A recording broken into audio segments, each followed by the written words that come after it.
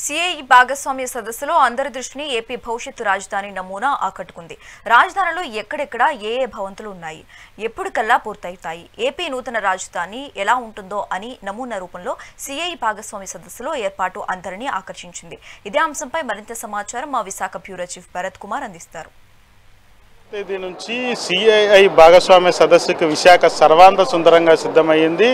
ఇందులో భాగంగా సదస్సులో ఏదైతే మెయిన్ హాల్లో అమరావతికి సంబంధించి రాజధాని నిర్మాణానికి సంబంధించి నమూనా అందరినీ ఆకర్షించే విధంగా కూడా ఏర్పాటు చేసినటువంటి పరిస్థితి. రాజధానికి సంబంధించినంత వరకు కూడా రాజధానిలో ఎక్కడెక్కడ ఎటువంటివి ఏర్పాటు చేశారు, ఎక్కడైతే అసెంబ్లీ ఎక్కడ ఉంది, అదేవిధంగా మనం క్లియర్గా చూడవచ్చు అసెంబ్లీతో పాటుగా బిల్డింగ్స్ కానీ ఎమ్మెల్యే క్వార్టర్స్, ఎంపీ క్వార్టర్స్, అదేవిధంగా లెజిస్లేటివ్ క్యాపిటల్కి సంబంధించి కూడా పూర్తి స్థాయిలో ఈ నమూనా పూర్తిగా కూడాను ఆకర్షించే విధంగా కూడా ఏర్పాటు చేస్తున్నటువంటి పరిస్థితి చూడొచ్చు.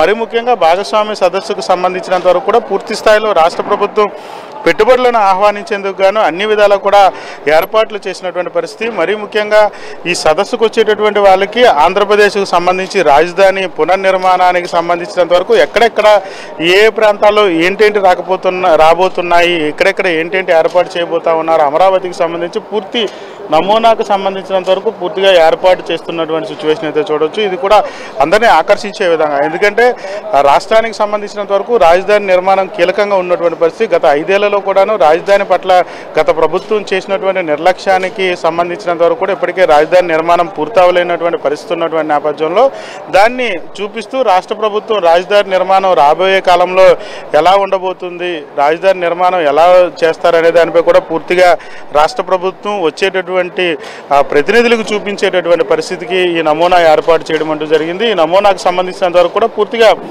సెక్రటేరియట్ కానీ, అసెంబ్లీ కానీ, ఏదైతే క్యాపిటల్కి సంబంధించినంత వరకు MLA quarters, MP quarters, assembly కానీ, అదేవిధంగా అన్నీ కూడా ఎక్కడెక్కడ ఉంటున్నాయి, ఏంటేంటి ఉంటున్నాయని కూడా క్లియర్గా ఏర్పాటు చేసినటువంటి పరిస్థితి. మరీ ముఖ్యంగా చూడొచ్చు ఆ రివర్కి సంబంధించి, కృష్ణా రివర్కి సంబంధించినంత వరకు కూడాను వెళ్ళేటటువంటి ఏరియాను కూడా పూర్తిగా ఇందులో చూపించేటటువంటి పరిస్థితి.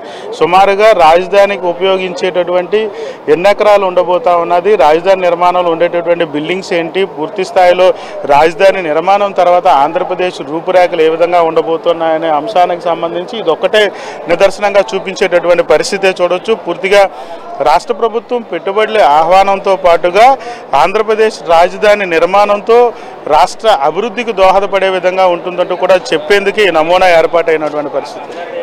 కెమెరా పర్సన్ నారాయణతో భరత్, మెగా 9 టీవీ, విశాఖ నుంచి.